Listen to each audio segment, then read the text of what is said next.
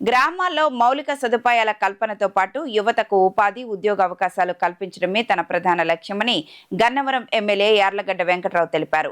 గత ప్రభుత్వ నిర్లక్ష్యంతో గ్రామాల్లో మౌలిక వసతులు దెబ్బతిన్నాయని, ప్రస్తుతం నిధుల కొరత ఉన్నప్పటికీ ప్రభుత్వం అభివృద్ధి పనులను వేగవంతంగా చేపడుతోందని చెప్పారు.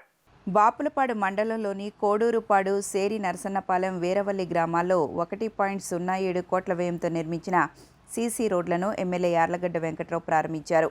అనంతరం వీరవల్లిలో ప్రజా దర్బార్ నిర్వహించి ప్రజల నుంచి వినతి పత్రాలు స్వీకరించారు. ఈ సందర్భంగా ఆయన మాట్లాడుతూ గన్నవరం మండలం కేసరపల్లిలో ఈ నెల 17న ఉచిత ఆర్టిఫిషియల్ ఇంటెలిజెన్స్ ఏఐ శిక్షణ కేంద్రాన్ని ప్రారంభిస్తున్నట్లు తెలిపారు. హెచ్సిఎల్ ఫౌండేషన్ ఆధ్వర్యంలో నిర్వహించే ఈ శిక్షణ ద్వారా యువతకు ఐటీ రంగంలో ఉద్యోగ అవకాశాలు మెరుగుపడతాయని పేర్కొన్నారు.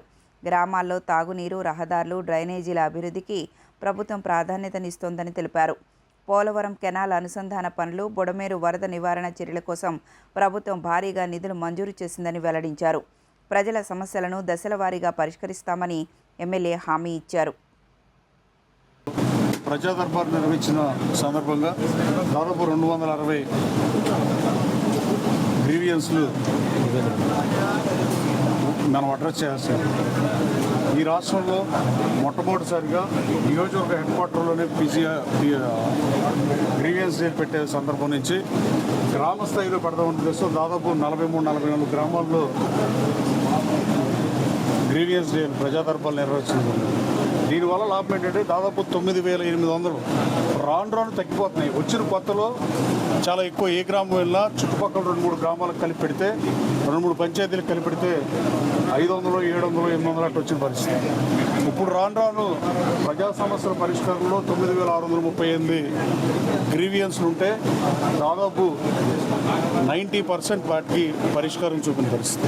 ఆ 10%లో 5% రిగ్రెసివ్గా ఉన్నా ఇంకో 5% చేయలేని కూడా ఉంటాయి. అన్నీ ఇప్పుడు రెవెన్యూ కానీ కొన్ని అలాంటివి ఉన్నాయి తప్ప రాష్ట్రంలోనే 2వ స్థానంలో ఉన్న గన్నవరం నియోజకవర్గంలో రాను అర్జీలు తగ్గుతున్నాయి అంటే దాని అర్థం వీఆర్ గెటింగ్ బెటర్ అండి.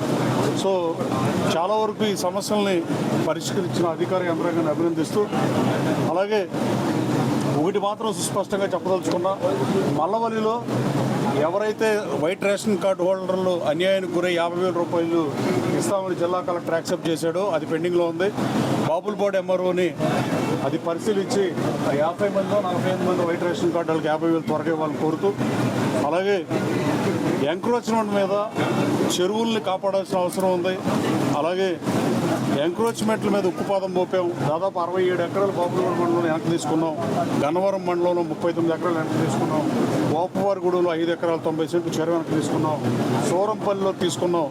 రాబోయే కాలంలో ఎట్టి పరిస్థితుల్లోనూ ఈ నియోజకవర్గంలో ఆక్రమణలకు ఇంకా తావులేదు.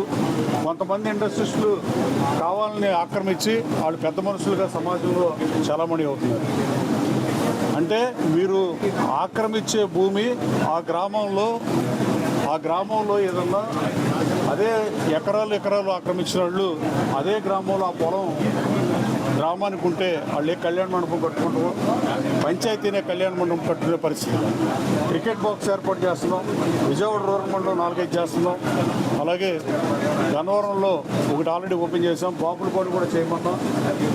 రాబోయే కాలంలో ఇలాంటి కార్యక్రమాలు చేసి యువతకు కూడా ప్లే గ్రౌండ్లు తగ్గిపోయి చిన్న కాన్వెంట్లో చదువుకుంటా కాన్వెంట్లు కూడా ప్లే గ్రౌండ్ లేని పరిస్థితి. అందుకని గవర్నమెంట్ ఆధ్వర్యంలో పంచాయతీ నిధులతో క్రికెట్ బాక్సులు కట్టిస్తున్నాం. అలాగే ఇంకా చెక్కవరం చెరువులో 3 ఉక్కుపచ్చలారని పిల్లలు చనిపోయారు. వాళ్ళు చేసిన పాపమేం లేదు.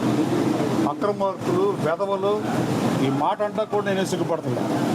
డబ్బు అధమ సంపాదన, నీచ సంపాదన, ఉత్తమ సంపాదన, రకరకాల సంపాదనలో నీచ సంపాదనకి అలవాటు పడి చెరువు చాలా పెద్దదైన చెక్కవరంలో